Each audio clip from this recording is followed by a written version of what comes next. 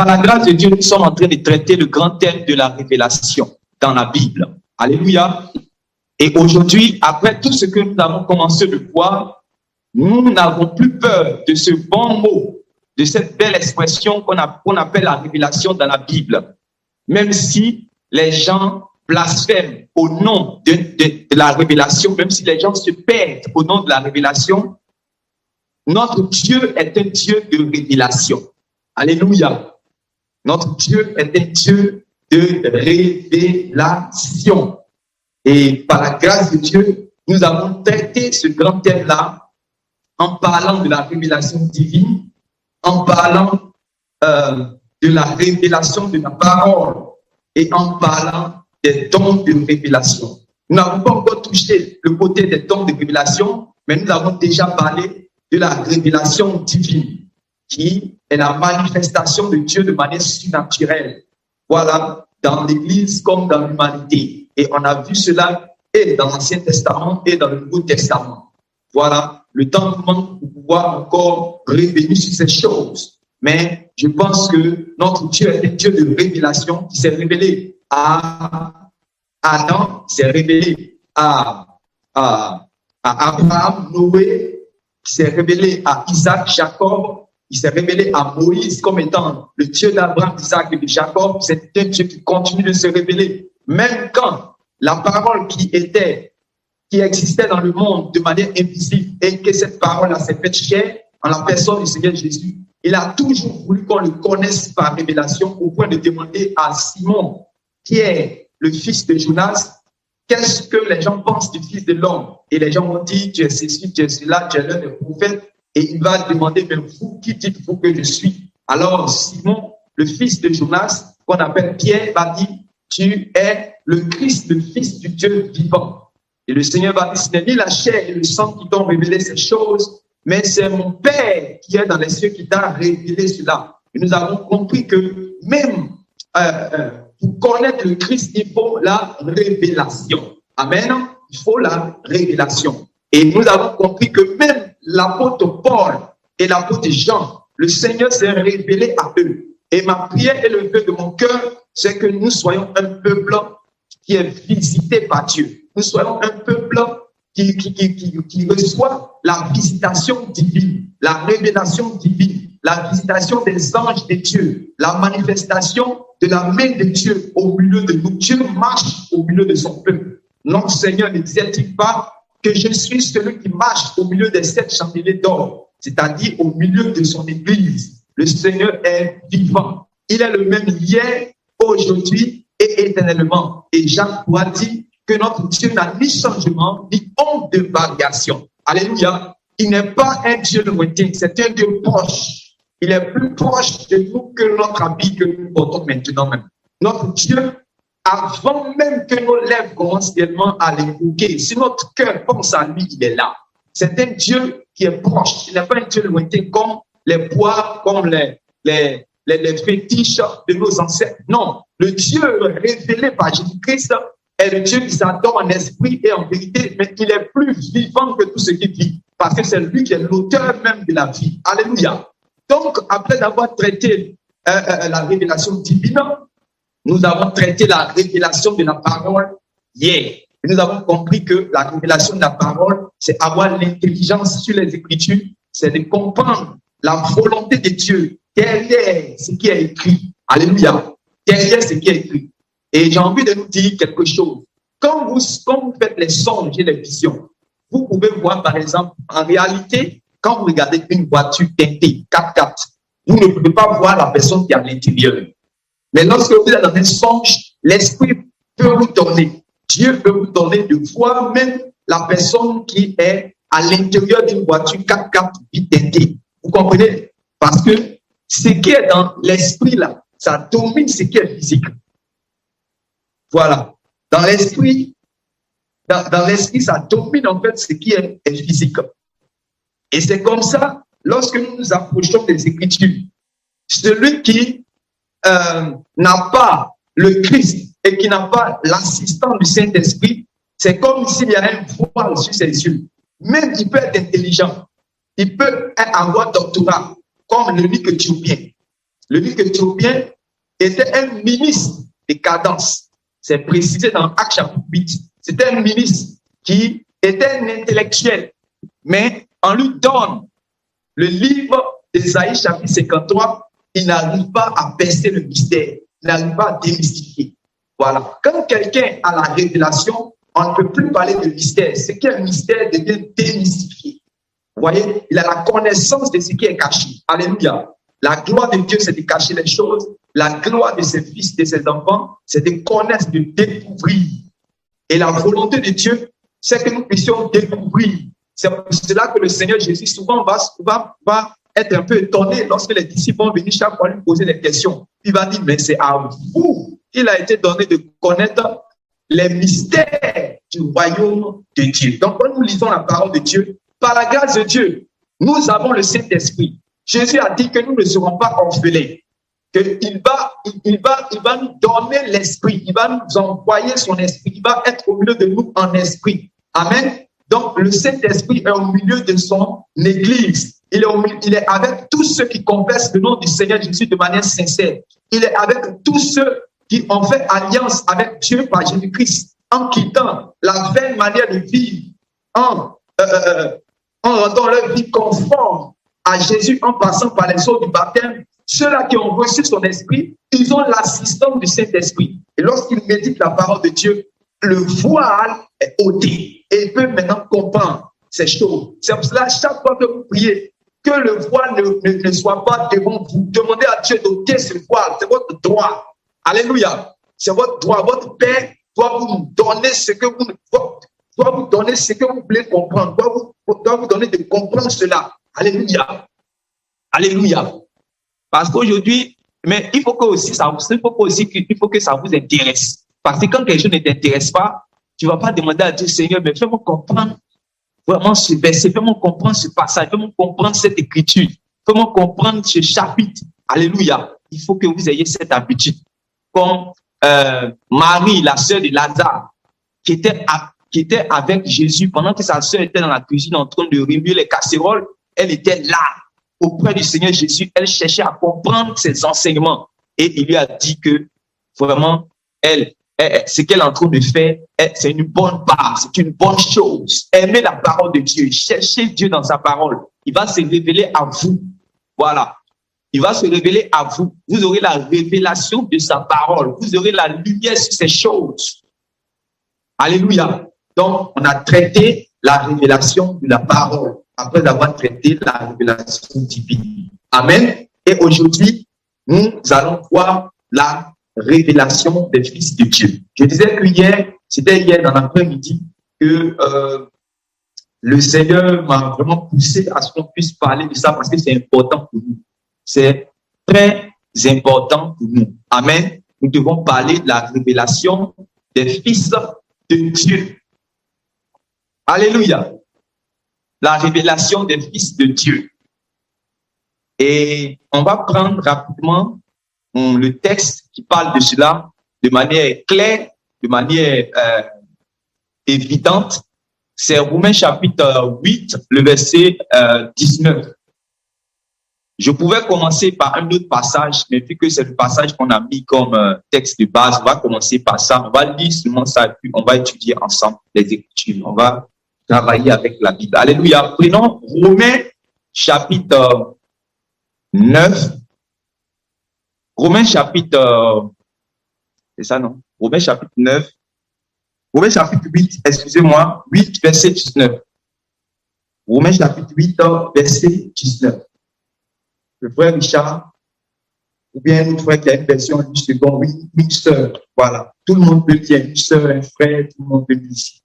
Voilà. Si je permets cela, tout le monde peut dire. Si je permets aussi à ce que quelqu'un puisse répondre à une question. Voilà. Une sœur, un frère peut répondre à une question. Donc, on va aller ensemble. Alléluia. On va aller ensemble, on va travailler ensemble. Romains chapitre 8, le verset 19. Romains chapitre 8 commence à partir du verset 16. Commence à partir du verset 16. Okay, Romains chapitre 8, à partir du verset 16. L'Esprit lui-même rend témoignage à notre esprit que nous sommes enfants de Dieu. Amen. L'Esprit lui-même rend témoignage à notre esprit que nous sommes enfants de Dieu. Oui. Or, si nous sommes enfants, nous sommes aussi héritiers. Or, si nous sommes enfants, nous sommes aussi héritiers. Héritiers de Dieu et co-héritiers de Christ. Héritiers de Dieu et donc co-héritiers de Christ. Oui. Si toutefois nous souffrons avec lui, afin d'être glorifiés avec lui. Si toutefois nous souffrons avec lui, afin d'être aussi glorifiés avec lui. C'est-à-dire que lorsque l'héritier légitime va entrer dans sa gloire, ceux qui vont être nés de Dieu en l'héritier qui est Jésus, ceux qui vont s'attacher à Jésus-Christ, eux aussi, ils vont participer à sa gloire. Donc, il y a une gloire qui est à venir. Oui. J'estime que les souffrances du temps présent ne sauraient être comparées à la gloire à venir qui sera révélée pour nous. Donc, l'apôtre ici en train d'emmener les chrétiens à relativiser, à comparer les difficultés qu'ils vivent avec ce que Dieu les réserve dans les cieux lors de la gloire de son Fils. Oui. Aussi, la création attend-elle avec un ardent désir la révélation des fils de Dieu. Voilà. Maintenant, le verset 19 dit, aussi la création est dans une attente. C'est-à-dire la création est dans une espérance. Quand on parle d'attente, on parle d'espérance. La création est dans une attente, la création est dans une espérance. Espérance de quoi? La création attend. Et on dit avec un ardent désir. Avec un ardent désir, la révélation des fils de Dieu. Ah. La création, c'est-à-dire que tout ce qui a été créé, quand la Bible dit au commencement, Dieu créa les cieux et la terre, l'univers, c'est-à-dire que les cieux et la terre, la création de Dieu attend avec un ardent désir la révélation des fils de Dieu. Est-ce que quelqu'un a une version de parole de vie ou bien français courant? Vous allez voir quelque chose. Pourquoi on parle de révélation des fils de Dieu? Suivez bien la lecture que le frère va faire tout à l'heure, tout de suite. Je lis le verset 19.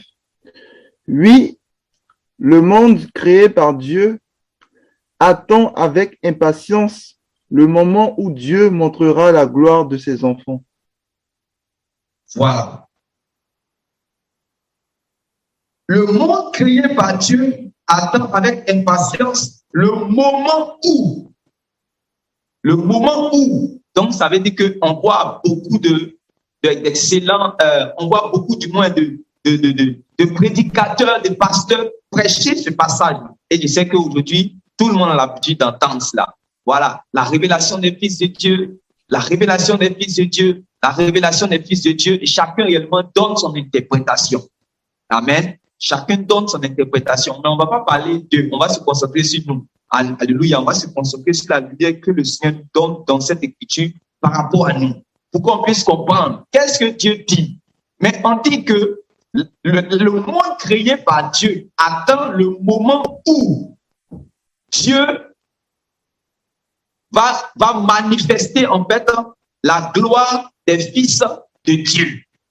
Voilà. Maintenant, le moment où Dieu va manifester la gloire des fils de Dieu, là, c'est-à-dire, ça sera au moment où l'héritier, parce que n'oubliez pas que Jésus a été présenté dans les Écritures comme étant le fils, quoi, unique. Ça veut dire quelque chose. Le fils unique du Dieu vivant. Souvent, ça, là, ça devient une pierre d'achoppement pour ceux qui s'opposent à l'évangile. Ils disent non, pourquoi? Vous-même, vous dites que vous êtes enfant de Dieu. Pourtant, votre Bible a dit que Jésus, là, c'est lui qui est le Fils unique du Dieu vivant. Donc, Jésus, quand on parle de Fils unique du Dieu vivant, automatiquement, c'est impossible. Dieu ne peut pas avoir d'enfant parce que Dieu a un Fils unique.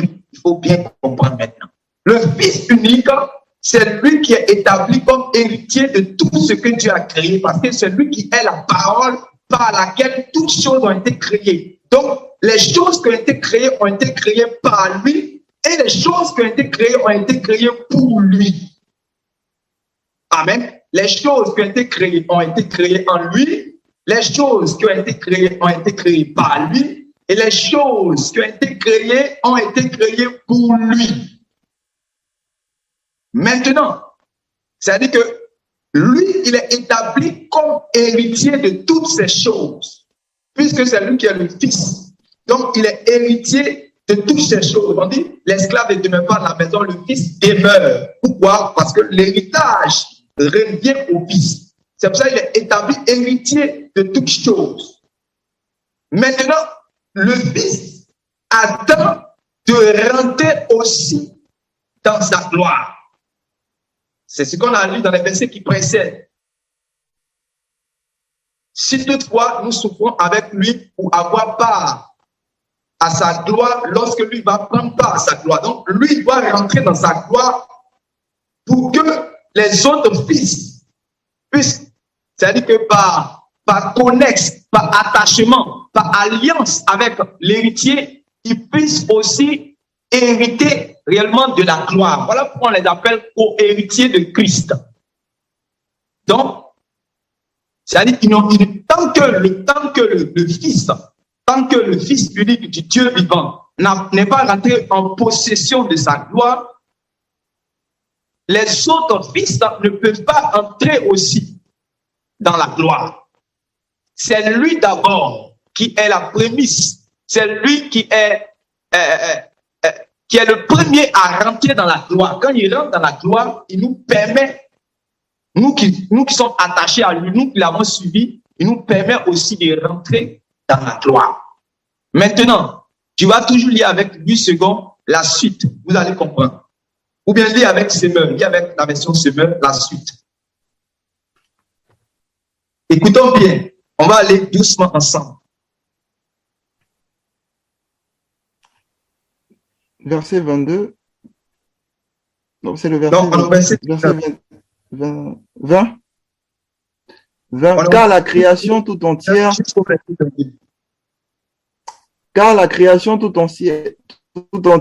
a été réduite à une condition bien dérisoire. La création entière a été réduite à une condition bien dérisoire. Oui. Cela ne s'est pas produit de son gré, mais à cause de celui qui l'a soumise. Voilà. Cela ne s'est pas produit de son gré, mais à cause de celui qui l'y a soumise. Oui. Il lui a toutefois donné une espérance. Il lui a toutefois donné une espérance. Oui. C'est que la création elle-même sera délivrée de l'esclavage, de la corruption, pour accéder à la liberté que les enfants de Dieu connaîtront dans la gloire. Donc, les enfants de Dieu vont connaître la liberté dans la gloire. Et la création a reçu cette promesse. La création a reçu cette promesse. C'est ça qui fait que la création est dans cette espérance. Le moment où, c'est-à-dire que la terre ne va plus recevoir de violence des hommes. Le moment où la terre ne va plus subir le péché, parce que la terre n'a pas été formée pour cela. Je vais vous montrer les versets qui nous prouvent que la terre n'a pas été créée par Dieu pour pouvoir supporter un homme qui va prendre réellement une femme d'un autre qui pourrait aller coucher avec elle. La terre n'a pas été formée pour, c'est-à-dire que supporter cela, pour voir cela. C'est pour cela, depuis le commencement, lorsque Caïn va tuer son frère, que son sang va verser, la terre ne peut pas supporter. La terre va être réellement comme une bouche pour que le sang d'Abel puisse parler jusqu'au ciel. Parce que la terre a été soumise réellement à la vanité. La terre n'est pas faite pour ça. Pour que réellement quelqu'un puisse convoiter, pour que quelqu'un puisse tuer, pour qu'il y ait les maladies, pour qu'il y ait les mauvaises choses. La terre n'a pas été faite par Dieu pour assister à cela. Non, il y a un but pour lequel la terre a été formée par notre Dieu. N'oublions pas que notre Dieu qui est dans les cieux est un Dieu d'ordre. Tout ce qu'il fait, il fait cela avec perfection. Il ne fait pas des choses pour qu'elles soient dans le désordre, pour qu'elles soient dans l'anarchie, pour qu'elles soient dans la corruption, pour qu'elles soient dérisoires. Jamais. Il fait ces choses dans la perfection. Alléluia. Suivons maintenant la suite. Oui.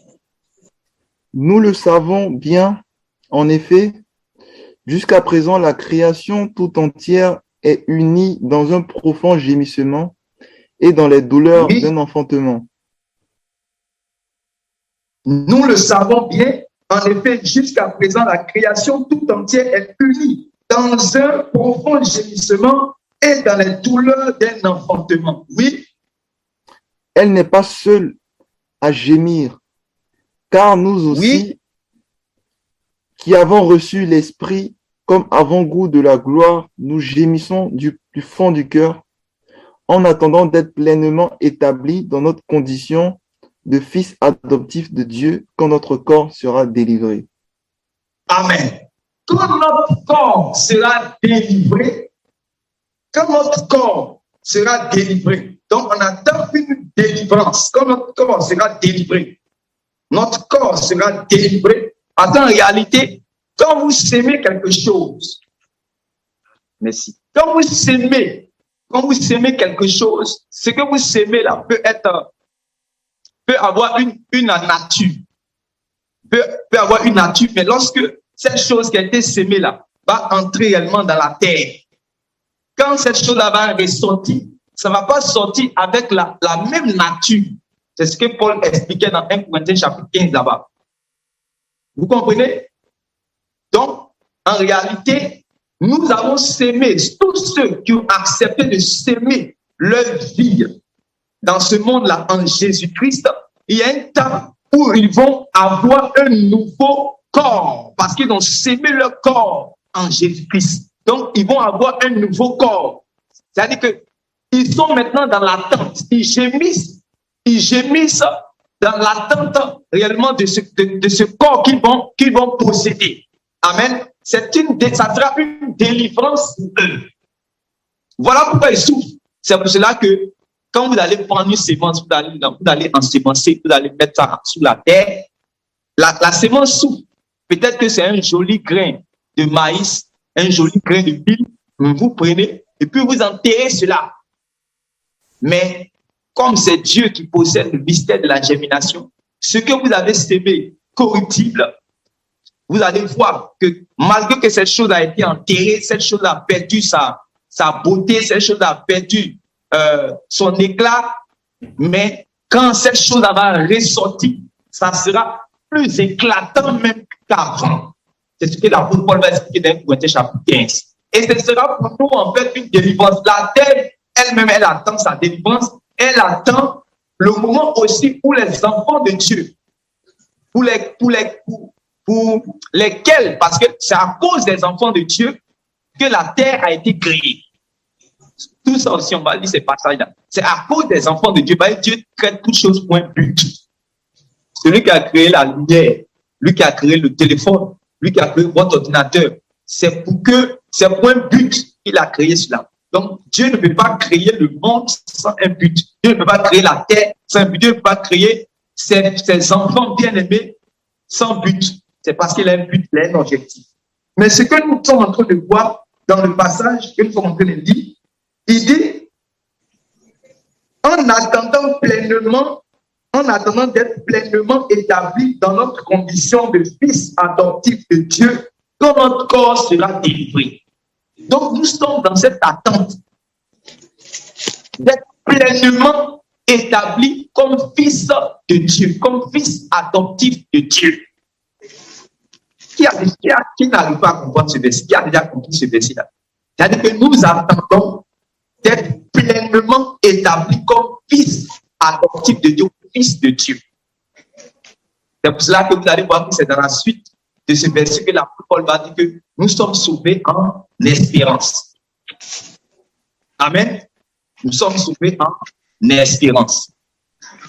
Nous attendons le moment où nous allons être réellement révélés de manière manifeste comme étant des fils adoptifs de Dieu. Et c'est ce que nous avons lu dans le verset 19. La création attend avec un ardent désir la révélation des fils de Dieu. Si tu veux bien comprendre en fait ce verset-là, c'est le verset qui explique qui en parle.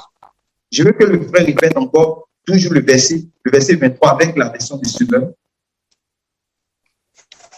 Elle n'est pas seule à gémir, car nous aussi qui avons reçu l'Esprit comme avant-goût de la gloire, nous gémissons du fond du cœur, en attendant d'être pleinement établis dans notre condition de fils adoptifs de Dieu, quand notre corps sera délivré. Amen. En attendant d'être pleinement établis dans notre condition de fils de Dieu, quand notre corps sera délivré. Donc, nous attendons ce moment-là. Donc, c'est en ce moment-là que les fils, regardez, l'apôtre Jean va dire dans 1 Jean chapitre 3, à partir du verset 2, bien-aimés, nous sommes maintenant enfants de Dieu. Nous sommes maintenant enfants de Dieu, mais ce que nous serons n'a pas encore été manifesté. C'est de ça qu'il parlait. Quand Jean parlait comme ça, c'est de ça qu'il parlait. Il dit, 1 Jean chapitre 3, à partir du verset 2, que bien-aimés, nous sommes maintenant enfants de Dieu, mais ce que nous serons n'a pas encore été manifesté. Donc, il y a une nature. Il y a une nature qui n'a pas encore été manifestée. Est-ce que vous suivez? Il y a une nature qui n'a pas encore été manifestée, mais qui doit être manifestée. Et c'est ça, on dit que la création attend, avec un ardent désir, ce moment. Regardez quelque chose dans Apocalypse. On va lire Apocalypse, un passage d'Apocalypse, vous allez voir. Apocalypse chapitre 21, à partir du verset. Vous pouvez lire à partir du verset 1, puis on descend. Écoutez bien tout ce qui sera dit. Puis je vis un ciel nouveau et une terre nouvelle, car le premier ciel et la première terre avaient disparu et la mer n'existait plus. Amen. Donc, quand nous lisons cela, ça veut dire que il y aura des nouveaux cieux et il y aura une nouvelle terre. Amen. On doit croire ça. Tous les enfants de Dieu doivent croire ça. Il y aura des nouveaux cieux et il y aura une nouvelle terre. Le premier, il dit, car le premier ciel avait disparu. C'est-à-dire que le ciel là va disparaître. Ce ciel là va disparaître un jour. Oui. Je vis la ville sainte, la nouvelle Jérusalem descendre du ciel d'auprès de Oui. Dieu, belle comme une mariée qui s'est parée pour son époux. Oui. Et j'entendis une forte voix venant du trône qui disait, voici la tente de Dieu avec les hommes. Il habitera avec eux. Alléluia. Voici la tente. Soulignez cela. Voici la tente de Dieu avec les hommes. Voici la tente de Dieu avec les hommes. C'est-à-dire que, regardez, continuons de dire. Oui. Il habitera avec eux. Il habitera avec eux. Oui. Ils seront ses peuples et lui, Dieu, avec eux. Voilà. Ils seront son peuple et lui, Dieu, avec eux. Oui. Sera leur Dieu. Il sera leur Dieu. Oui. Il essuiera toute larme de leurs yeux. Oui. La mort ne sera plus et il n'y aura plus ni deuil, ni plainte, ni souffrance. Voilà. Il y aura un temps où il n'y aura ni pleurs, ni deuil, ni plainte, ni souffrance. Vous voyez, non? Il y aura un temps où il n'y aura plus ça. Vous comprenez maintenant pourquoi, quand nous lisons dans Romains, la terre est en train de gémir. Vous comprenez ce qu'il disait là? Pourquoi la terre est en train de gémir? Mais il y aura un temps où il n'y aura ni pleurs, ni deuil, ni plainte, ni souffrance. Oui. car ce qui était autrefois a définitivement disparu. Car ce qui était autrefois a définitivement disparu. Oui. Alors celui qui siège sur le trône déclara, Oui. voici, je renouvelle toutes choses. Voici, je fais toutes choses nouvelles. Je renouvelle toutes choses. Voilà. Voici, je renouvelle toutes choses. C'est pas fini. Oui. Il ajouta, écrit que ces paroles sont vraies et entièrement dignes de confiance. Donc, nous devons croire que ces paroles sont vraies et entièrement dignes de confiance. C'est-à-dire que même si tu dors plus, on te tape, tu te réveilles, et puis on te dit, est-ce que tu crois à cette parole-là? Tu dois croire, parce que c'est bien dans ton esprit. Ce sont des paroles certaines et véritables. Il pleut, tu crois. Il neige, tu crois. Il fait chaud, tu crois. Tu es dans le bonheur, tu crois. Tu es dans le malheur, tu crois. Tu es marié, tu crois. Tu n'es pas marié, tu crois ça. Tu as enfant, tu crois. Tu n'as pas d'enfant, tu crois. Tu es dans la disette, tu crois. Tu es dans l'abondance, tu crois. Tu as des problèmes, tu crois. Tu n'as pas de problème, tu crois. Quand on dit cette parole est sincère et véritable, ça veut dire que ça ne dépend pas de toi. Tu dois croire cela. Ce qui va arriver là, tu dois croire cela. Oui, continuons. Puis il me dit, c'en est fait, je suis l'alpha et l'oméga. Voilà. Puis il me dit, c'en est fait. Ça ne vous dit pas quelque chose? C'en est fait. Ou encore, c'est fait. Ça veut dire que c'était quelque chose qui était dans son cœur. Dans son cœur. Que je dis que c'est fait. Ça veut dire qu'il a inspiré cela. C'est comme un rêve. C'est comme sa volonté. C'est comme un plan. C'est comme un dessin. C'est comme un conseil qu'il a arrêté depuis longtemps. Il cherche ça. Il fait tout pour que ça puisse arriver. C'est pour ça, dès que ça arrive, il dit, c'en est fait. Vous comprenez? C'en est fait. Je suis l'alpha et l'oméga. Ou on dit, c'est fait maintenant. Ce que j'avais voulu, ce que j'avais arrêté depuis longtemps, ce que j'avais décidé, ce que je voulais, ce qui était dans mon cœur, c'est fait. Vous comprenez? Il dit, c'est fait. Et on va expliquer maintenant pourquoi il dit, c'est comme il dit enfin. C'est comme quelqu'un qui a souffert jusqu'à quelqu'un qui a désiré quelque chose quand ça arrive maintenant, il dit enfin. Vous comprenez cela? Voilà. Imaginez comment il s'appelle? Jacob. Quand il a travaillé cette année, il pensait qu'on allait lui donner Rachel. Il arrive, son beau-père le trompe, on lui donne également Léa.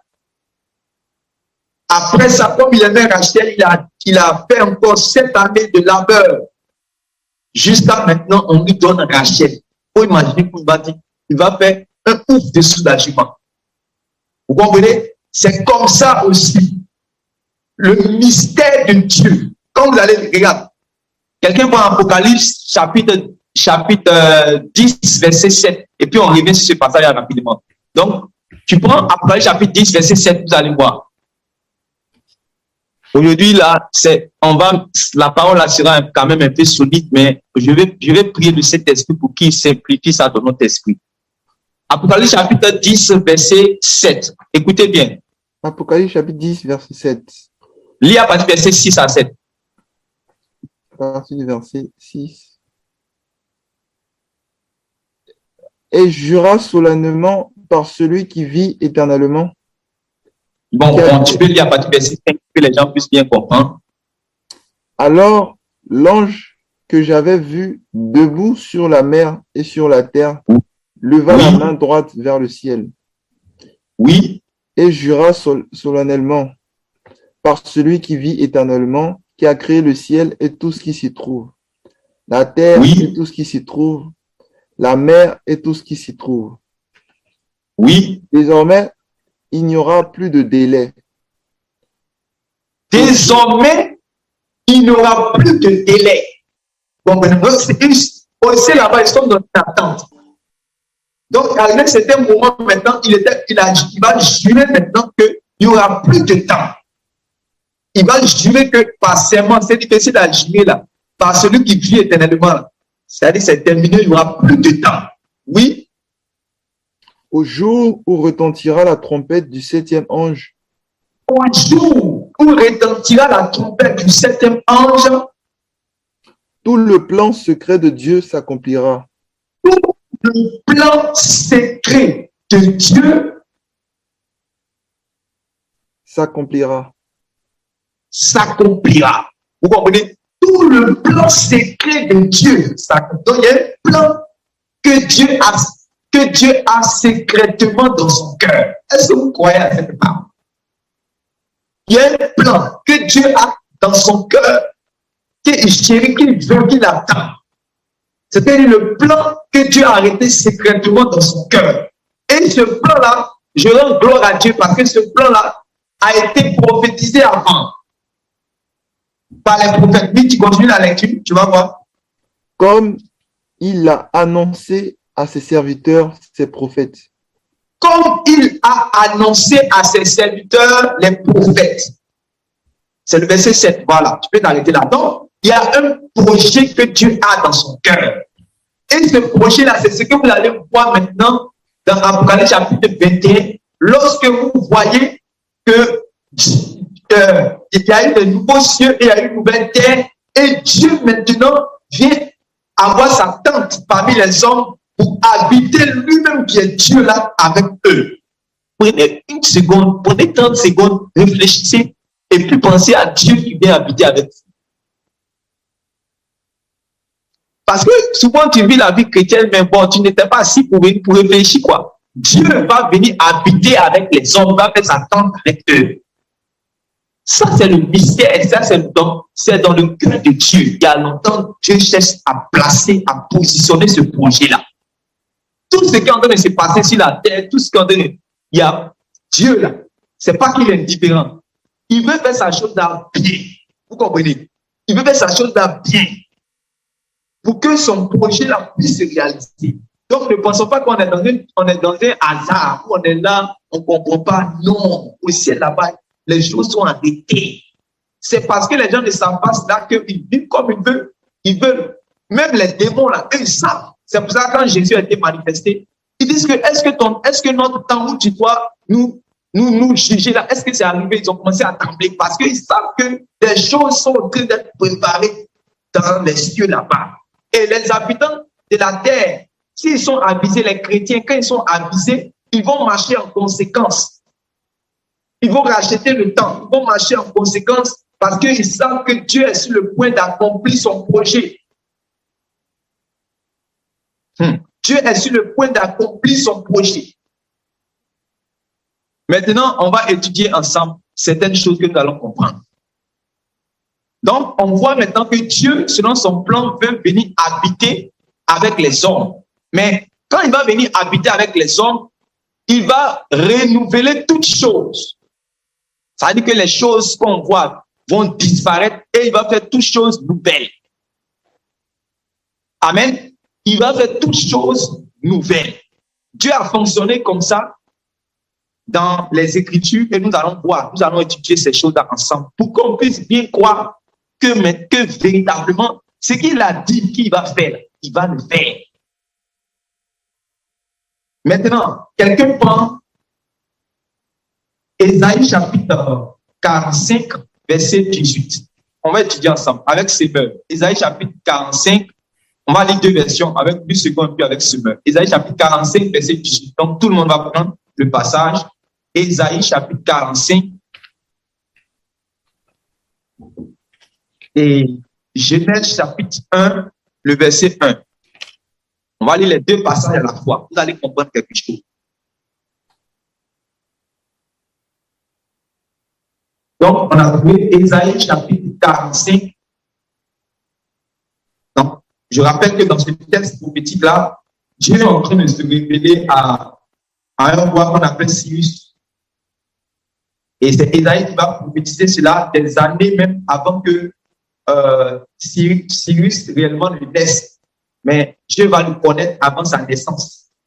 Et c'est dans ce passage où Dieu va dire, je suis le seul, je suis l'Éternel, il n'y a point de Dieu en dehors de moi, c'est moi qui forme la prospérité, c'est moi qui crée l'adversité, c'est moi qui fais les ténèbres, c'est moi aussi qui fais la lumière, tout ça. C'est dans le même passage. Amen. Vous avez déjà vu cela certainement. Jusqu'au verset 18. Regardez ce qui se passe au verset 18. On va lire avec deux versions, lui second et puis semeur. Oui. Lui avec semeur. Lis d'abord avec lui second que tout le monde a, et puis on va revenir avec semeur.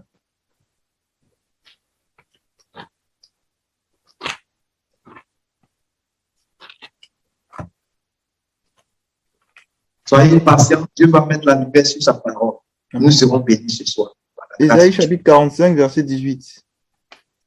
Car ainsi parle l'Éternel, le Créateur des cieux, le seul Dieu. Le Créateur sur la terre, oui. Qui a formé la terre, qui l'a faite et qui l'a affermie. Qui a formé la terre, qui l'a faite et qui l'a affermie. Oui. Qui l'a créée pour qu'elle ne fût pas déserte. Qui l'a créée pour qu'elle ne fût pas déserte. Donc, il a créé la terre pour qu'elle ne fût pas déserte. Amen. Il a créé la terre pour qu'elle ne fût pas déserte. Donc, si vous lisez dans d'autres versions encore, ils vont dire il a créé la terre pour qu'elle ne fût pas vide. Ici, on dit pour qu'elle ne fût pas déserte. Maintenant, lisez avec semeur. Le frère va dire avec semeur. Écoutons bien pour la même parole. Toujours le verset 18. Voici ce que déclare l'Éternel qui a créé le ciel. Oui. Lui qui est Dieu et qui a fait la terre, qui l'a formée et affermie. Il ne l'a pas créée pour qu'elle reste déserte, mais il l'a ne l'a pas créée pour qu'elle reste déserte. Amen. Maintenant, lis encore avec parole de vie. Qui a parole de vie? Tu as parole de vie, frère. Donc ici, on a vu que Dieu a créé la terre, il a créé la terre pour qu'elle ne soit pas déserte. Il a créé la terre, il a affermi pour qu'elle ne soit pas vide. Amen. Pour qu'elle ne soit pas... Il y a un frère qui dit il a créé la terre pour que celle-ci soit habitée. Oui, c'est la même chose, pour qu'elle ne soit pas vide. Maintenant, lisez encore avec parole de vie. Ou bien français pour un truc comme ça, oui. Parole de vie. Le Seigneur a créé le ciel. Il est le Dieu qui a fait la terre. Il l'a formée et rendue solide. Il ne l'a pas créée vide. Il l'a formée pour qu'on l'habite. Amen. Il a créé pour qu'on l'habite. Maintenant, vous allez voir que il y a une version en fait, que je cherche. Il y a une version que je cherche. On dit il a créé pour qu'elle ne soit pas chaotique. Est-ce que quelqu'un a cette version? Il a créé pour qu'elle ne fût pas chaotique. Ça doit être français courant comme ça.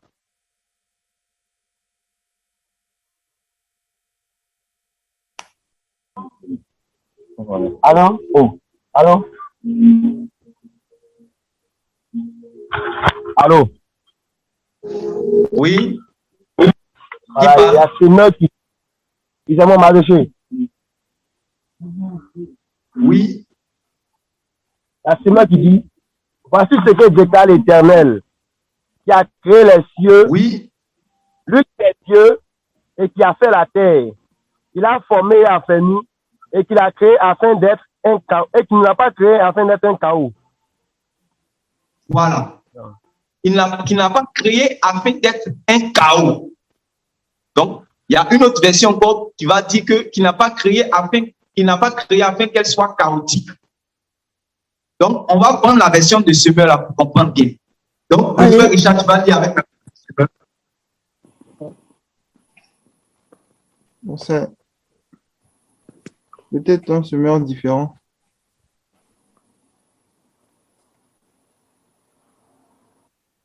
Ah, d'accord. Ok. La version de semeur 2015. Voici ce que déclare l'Éternel qui a créé le ciel, lui qui est Dieu, qui a fait la terre, qui l'a formée et affermie, qui ne l'a pas créée à l'état chaotique.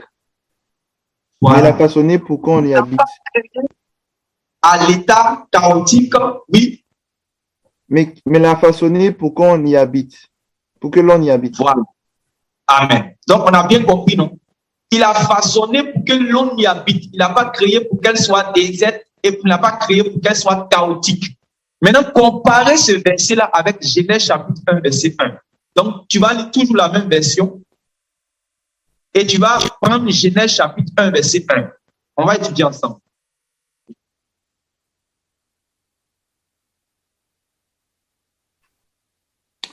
Genèse 1, verset 1. Au commencement, Dieu créa le ciel et la terre. Donc, au Or, commencement, Dieu créa le ciel et la terre. Oui, or la terre était chaotique et vide. or, la terre était chaotique et vide. Ça ne vous dit pas quelque chose? Réfléchissons un peu. On dit au commencement, Dieu créa les cieux et la terre. Maintenant, on dit, or, la terre a été comment? Chaotique et vide.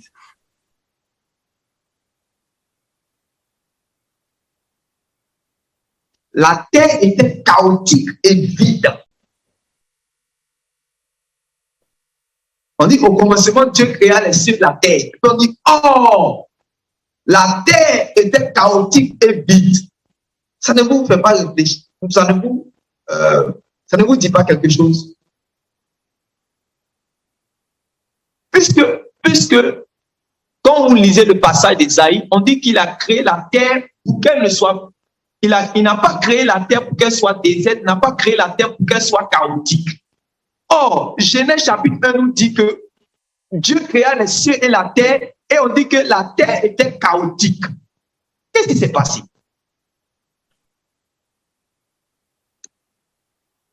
Donc, on ne peut pas attribuer ce chaos-là à Dieu. La responsabilité de ce chaos-là ne revient pas à Dieu. Puisqu'on dit que Dieu, lui, l'a créé, ce n'est pas pour qu'elle soit chaotique. Ce n'est pas pour qu'elle soit déserte. Ce n'est pas pour qu'elle soit dans le désordre, dans le vide et dans le chaos. Qui est d'accord avec moi?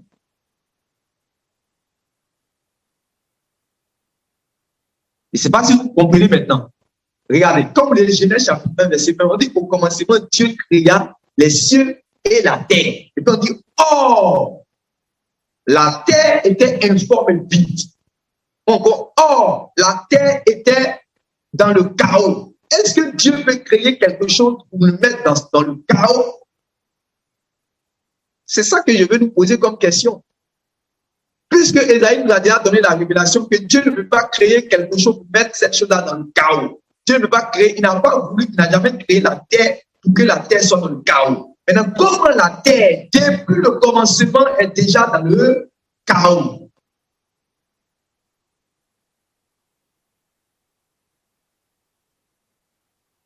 Comme la terre, depuis le commencement, est déjà dans le chaos. Vous suivez maintenant, non? Vous suivez maintenant. Parce que je veux qu'on suive ensemble. Je veux qu'on suive ensemble. Au commencement, Dieu créa les cieux et la terre, or, et puis j'aime cette version, dit or. C'est-à-dire que la terre que Dieu va venir créer là est dans le chaos. Or, Dieu n'a pas créé cette terre-là pour qu'elle soit dans le chaos. C'est Esaïe qui donne cette révélation. Donc, qui a mis la terre dans le chaos avant que Dieu va venir créer? Donc, ce que vous voyez dans Genèse chapitre 1, là, c'est comme une récréation.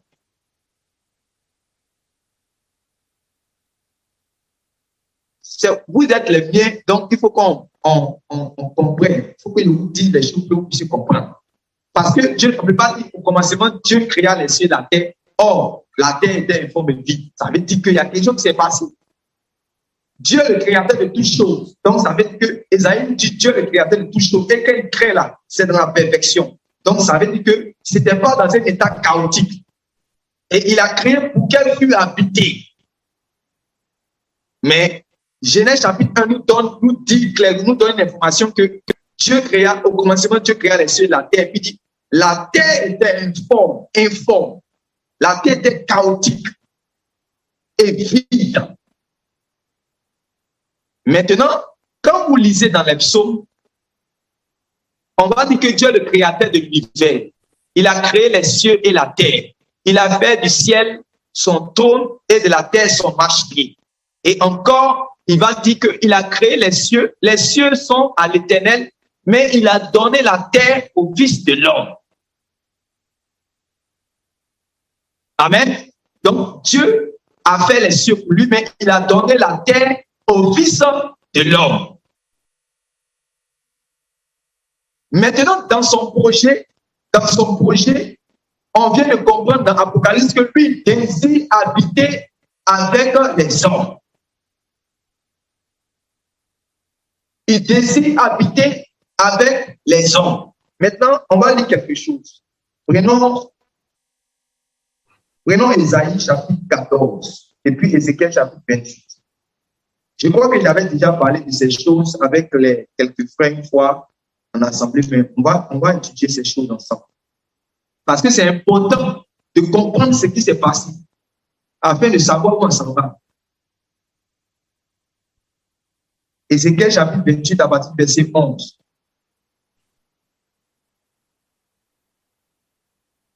Ézéchiel chapitre 28 à partir du verset 11.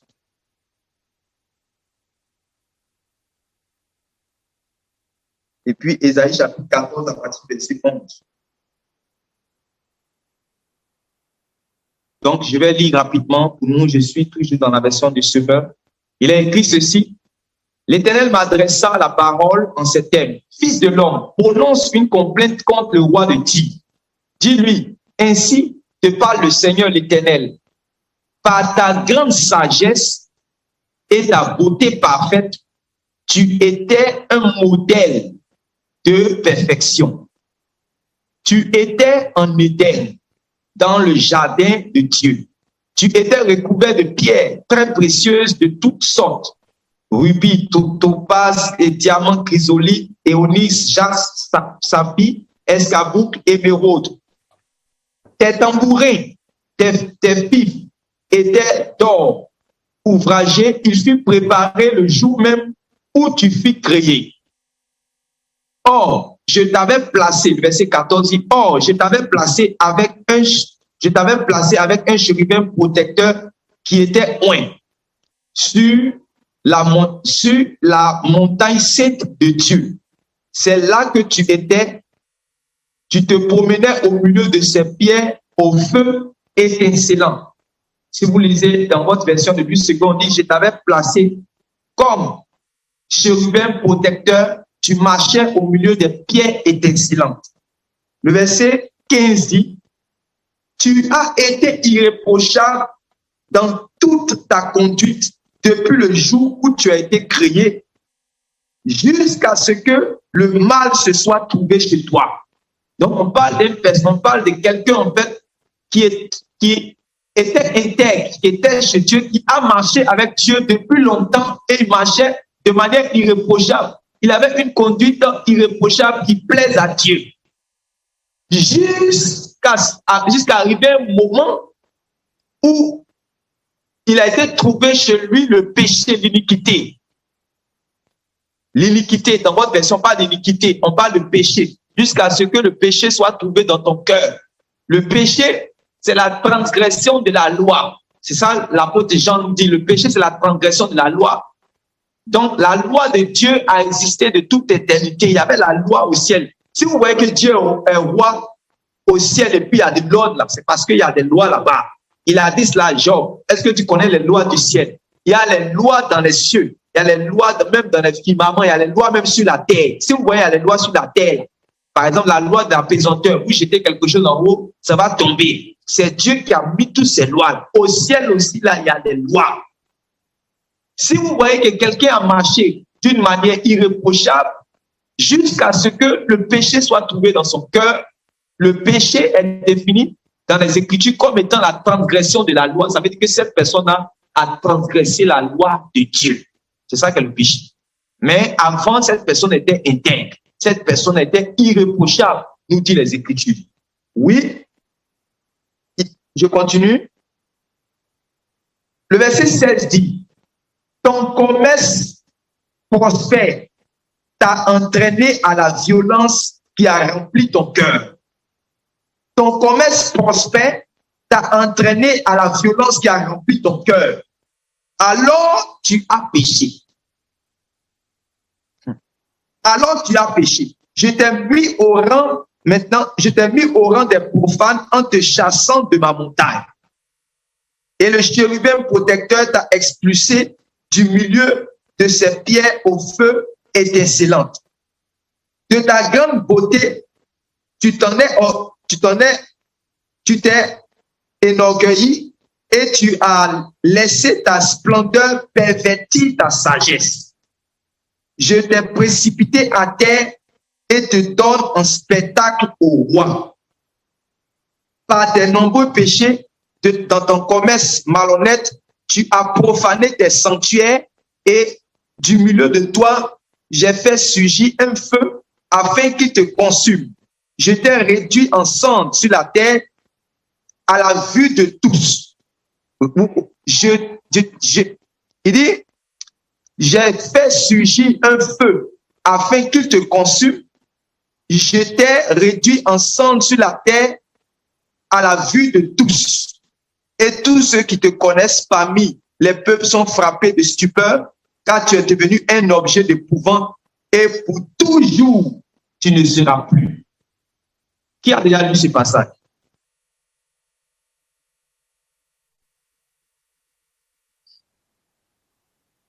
Qui a déjà lu ce passage? Tout le monde a déjà lu? Ok. Ce passage, quand vous lisez là, ça parle de qui? Ça parle de qui? Satan. Ça parle de Ça parle de Satan. Satan. Ok. Selon Quelqu'un moi, a une autre réponse? Ok. Ça parle de, la sœur Elia aussi dit Satan. La sœur Rita dit ça parle de Satan. Oui. Ok. Il y a quelqu'un qui a donné une autre réponse. On toujours la sœur Elia et dit ça parle de Lucifer. Voilà, bon. Ce qui est sûr, on n'a pas donné son nom ici, mais on sait que on n'a pas donné son nom ici. On n'a pas donné de nom. Vous êtes d'accord avec moi, non? Mais on dit, il était une pierre, il était au milieu des pierres étincelantes. Il était parfait en beauté, donc il était éclatant. En fait, le mot, l'expression Lucifer, par exemple, vous n'allez jamais voir ça dans la Bible. Vous n'allez jamais voir Lucifer dans la Bible. Mais Lucifer, en fait, veut dire, en fait, porteur de lumière. Voilà, porteur de lumière. C'est d'ici, en fait. Voilà, parce que c'est quelqu'un, l'apôtre Paul va dire que c'est un ange de lumière. Ça, l'apôtre Paul va dire non. Satan était un ange de lumière. Parce qu'en réalité, quand il était au ciel, il était porteur de lumière. À cause de ce qu'il était formé de manière éclatante. Il a été créé de manière éclatante par Dieu. Il mettait le sceau à la perfection. Il était beau. C'est ce que ce passage nous dit. Vous êtes d'accord, vous êtes tous d'accord avec moi. Il était créé, il était au milieu des pierres étincelantes lui-même. Il mettait le sceau à la perfection. Et il y a certaines choses que la Bible dit. C'est choquant, mais il faut croire ce que la Bible dit. La Bible dit qu'il était intègre, irréprochable dans toutes c'est-à-dire qu'il était intègre dans toutes ses voies, il était irréprochable, il marchait correctement. Vous comprenez? Maintenant, on dit pourquoi maintenant le péché est rentré dans son cœur. C'est-à-dire qu'il n'était pas un pécheur, il n'était pas quelqu'un qui pratiquait le péché. Parce que je vous ai toujours dit, Dieu n'est pas celui-là même qui est l'auteur du désordre. C'est pour ça que les gens qui parlent de doctrine de prédestination, ils ne comprennent pas même. Ils ne savent pas ce qu'ils disent, ils ne connaissent pas Dieu avant la création. Les Écritures ont parlé de Dieu avant la création des cieux et de la terre. Les Écritures ont déjà parlé. Dieu là n'a jamais créé Satan. Dieu n'a jamais créé Satan. Dans ce passage, on nous montre comment la personne est devenue Satan et c'est de lui-même que Dieu maintenant va créer le feu. C'est d'où il est là maintenant. Dieu va créer le feu pour pouvoir le détruire. Vous comprenez? Parce qu'il ne peut pas le détruire réellement dans les cieux où Dieu lui-même, là, Dieu va le précipiter, le chasser d'abord. C'est pour cela que, comme vous lisez dans Matthieu chapitre 25, quand Jésus va parler des brebis et des boucs, il va dire les boucs n'ont qu'à rentrer chez leur père et les brebis n'ont qu'à rentrer chez leur père et les boucs n'ont qu'à aller où? Ils n'ont qu'à rentrer dans le feu qui a été préparé pour le diable et ses démons. Le feu qui a été préparé pour le diable et ses démons. Et dans le passage, on montre maintenant le feu là. Dans ce passage qu'on vient de lire, on montre le feu là que Dieu a préparé pour le punir. Et il n'a pas préparé ce feu là pour les hommes. Il n'a jamais préparé ce feu là pour les hommes. Il avait préparé ce feu là pour le diable et pour tous ceux-là qui l'a séduit. C'est ceux-là qu'on les appelle les anges déchus. Et ceux qui sont restés fidèles à Dieu, on les appelle les anges élus. Ceux qui sont nos compagnons, on les appelle les anges élus. Ça, c'est dans 1 Timothée. Et ceux qui sont rebellés contre Dieu, on les appelle les anges déchus. Ils ont été chassés de la présence de Dieu. Vous comprenez? Ils ont été chassés de la présence de Dieu. Maintenant qu'ils ont été chassés de la présence de Dieu, là, ils ont été maintenant envoyés où?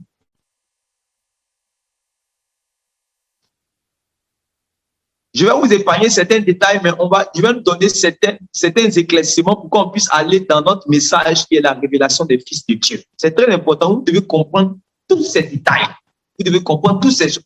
Pourquoi, par exemple, le Seigneur Jésus, quand il m'a dit dans Luc chapitre 20, que à la résurrection des morts, les hommes ne vont plus prendre de femmes parce qu'ils seront comme des anges.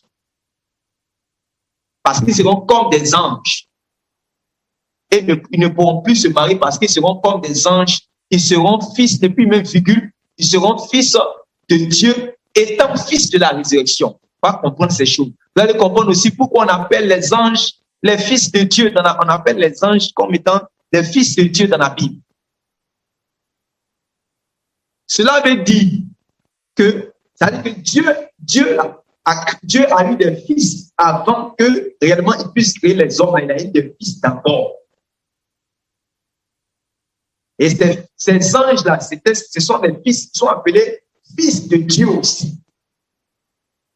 Quand tu comprends toutes ces choses-là, quand les gens, par exemple, ne disent pas, un fils de Dieu ne peut jamais faire son salut. Un fils de Dieu ne peut jamais faire son salut. Il ne sait pas de quoi il parle. Il ne connaît même pas la Bible. Il ne lit même pas la Bible. Parce que tu ne peux pas dire que non, un fils de Dieu ne peut pas faire son salut. Lui, celui qu'on est en train de parler, c'était un fils de qui? Celui qu'on est en train de lire, Ézéchiel chapitre 28, c'était un fils de qui? Vous savez, on est fils de Dieu par notre ressemblance à Dieu. On est fils de Dieu aussi parce qu'on pratique ses œuvres. Maintenant, je vous pose la question, celui que vous êtes en train de lire là, quand il mettait non seulement il a été créé par qui? Il a été créé par Dieu. Hein? Et il faisait le travail de qui? Il faisait le travail de Dieu. Et ce qu'il faisait là, ça plaisait à Dieu. Donc, il faisait les œuvres de Dieu. Jésus dit, on est fait par les yeux. Donc, il faisait les œuvres de Dieu. Maintenant, il dit, jusqu'à ce que le péché ait été trouvé maintenant dans son cœur. Voilà. Et c'est là maintenant qu'il y aura la corruption. Celui qui était parfait en beauté, celui qui était irréprochable, il va être corrompu. Donc, quand vous voyez quelqu'un qui a bien commencé et à la fin qui finit mal, et puis les gens vous disent que non. Et quelqu'un qui a bien commencé, quelqu'un qui a dit Dieu ne peut jamais se perdre, il ne sait pas de quoi aussi il parle. Vous savez, lui qu'on est en train de parler ici, là, vous ne savez pas combien d'années il a marché avec Dieu. C'est des années millénaires, peut-être on ne peut pas compter. C'est pour cela que ça, en tout cas, ça, je prends la responsabilité. Moi, je prends la responsabilité de dire que moi, aujourd'hui, je crois. Quand on nous dit, vous voyez souvent les gens qui font les documentaires, les scientifiques, là, souvent ils découvrent souvent certaines pierres ou ils découvrent certaines choses depuis que ça date des millions, des milliards, des milliers d'années. Moi, je crois à ça personnellement. Voilà. Ça, je crois. Parce qu'il y a certains indices, quand je lis dans la Bible, que ça vient confirmer ce que eux disent. Seulement que eux, ce n'est pas la compréhension de ça qui leur donne le salut. Non. Ils disent des choses, mais ils ne comprennent pas. Mais nous, quand nous lisons la Bible, nous voyons certains indices pour pouvoir comprendre certaines choses. Eux, par exemple, je prends un exemple, ils vont voir des squelettes des géants. Mais quand ils vont voir les squelettes des géants, ils ne vont pas savoir que nous, dans notre Bible, là, on a vu des géants dans notre Bible. Est-ce qu'il n'y a pas eu des géants dans notre Bible? Il y a eu des géants dans notre Bible. Voilà. Donc, quand on voit réellement les gens qui disent des pierres qui ont tué des années, tout ça, vous allez comprendre. Parce qu'on vient de nous dire que dans Genèse chapitre 1, dès le commencement, la terre était informe et vide. Qu'est-ce qui s'est passé?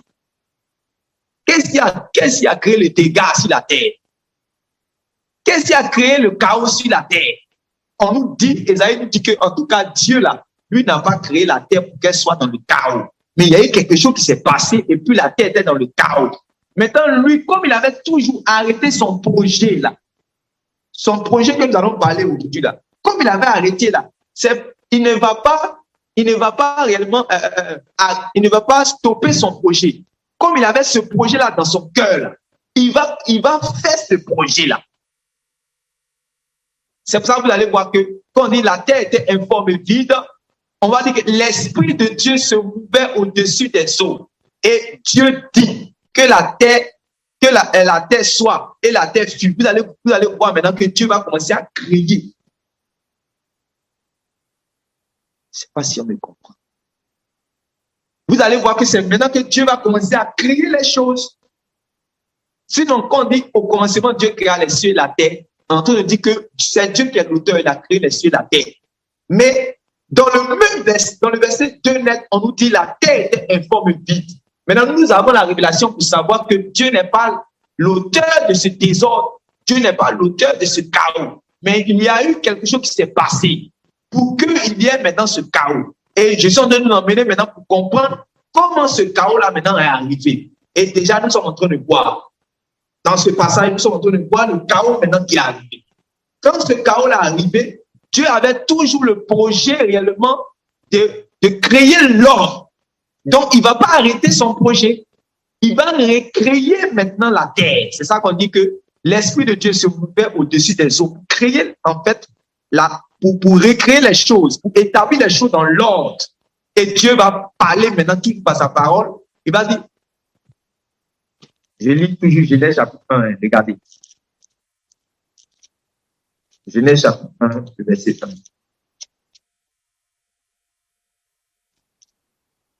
Au commencement, Dieu créa le ciel et la terre. Or, la terre était chaotique et vide. Ça, c'est la version Semeur que j'ai. Au commencement, Dieu créa le ciel et la terre. Or, la terre était chaotique et vide. Les ténèbres couvraient l'abîme. Vous voyez? On dit les ténèbres couvraient l'abîme. Maintenant, on dit, malgré les ténèbres couvraient l'abîme, on dit, et l'Esprit de Dieu planait au-dessus des eaux. Le verset 3 dit, et Dieu dit alors, que la lumière soit, et la lumière fut. Dieu vit que la lumière était bonne, il sépara la lumière d'avec les ténèbres, il appela la lumière jour, et les ténèbres nuit. Il eut un soir et il eut un matin, ce fut le premier jour. Dieu dit, et vous allez voir ainsi de suite, jusqu'à ce que la terre là soit formée maintenant.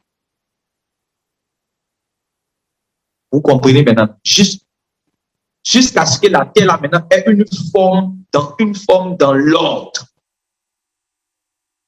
Amen.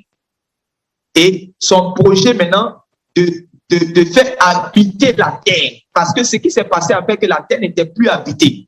Il y avait avant réellement une interaction entre la terre. Parce que regardez. Si on nous dit dès le commencement que la terre était informe et vide, ça veut dire que la terre a été créée à longtemps. Avant qu'il y ait la chute de Lucifer, la terre était déjà créée. Maintenant, c'est sa chute-là, en fait, la guerre qu'il y a eu, la chute qu'il y a eu là. C'est ça vraiment qui a créé le désordre et les ténèbres sur la terre. Maintenant, Dieu a toujours eu son projet de créer l'homme à son image et selon sa ressemblance. C'est ça, vous allez voir de Genèse chapitre 1 jusqu'à Genèse chapitre 26. Il va dire, faisons l'homme à notre image et selon notre ressemblance. Après avoir mis l'ordre, après avoir bien fait les choses, il va maintenant créer l'homme. Et il va mettre l'homme, il va créer l'homme à partir de la poussière de la terre. Il va créer même un endroit qu'on appelle l'Éden, jardin d'Éden, et il va placer l'homme maintenant là-bas. Si vous me suivez, on va avancer maintenant. Donc, on voit que Dieu a un projet et Dieu est en train de réaliser maintenant son projet. Maintenant, on dit, il a fait les cieux pour lui. Maintenant, il a créé l'homme et il lui a donné un héritage. Les cieux sont les cieux de l'Éternel et il a donné la terre au Fils de l'homme. C'est pour cela que quand vous allez lire dans Genèse chapitre 1, le verset 27 à 28, vous allez voir qu'il va donner, il va dire à Adam, domine la terre, assujettis, multiplie-toi sur la terre. Vous voyez, répands-toi sur la terre. Donc, il lui a donné la terre comme étant son héritage. Ça, au moins, je pense que vous comprenez ça. Dans Genèse chapitre 1, le verset 27 à 28, il lui a donné la terre là comme son héritage. Donc, c'était Adam, en fait, qui était l'héritier. Ce que vous voyez en Jésus là, c'était Adam qui était l'héritier. Mais quand Adam a échoué, c'est ça qu'on va voir dans 1 Corinthiens chapitre 15. On dit le premier Adam était une âme vivante, mais le second Adam est un esprit vivifiant. Le premier Adam, c'est lui qui est notre ancêtre selon la chair, qui est Adam, qui est venu. Mais Dieu lui avait donné d'être héritier parce que quand Dieu l'a créé aussi, c'était pour un but. Et j'entends beaucoup de personnes toujours qui veulent aller même dépasser la pression de Dieu, qui dit que réellement Dieu avait même prédestiné Adam à échouer, que tout ce qui s'est passé dans le jardin d'Éden, c'est Dieu lui-même qui avait déjà voulu tout ça. Ils ne comprennent pas aussi les choses de Dieu. Ils ne comprennent pas aussi les choses de Dieu.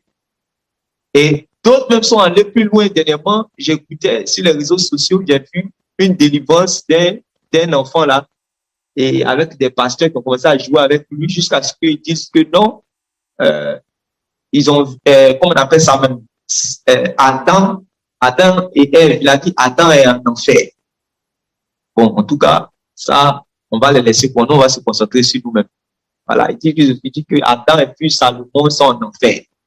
Vous comprenez ces choses? C'est-à-dire que non seulement ils ont dépassé le côté où ils disent que c'est Dieu qui avait, si Adam est tombé dans le péché là, c'est parce que c'est Dieu lui-même qui avait voulu cela. C'est parce que c'est Dieu lui-même qui avait voulu. Non, Dieu n'a pas voulu ça.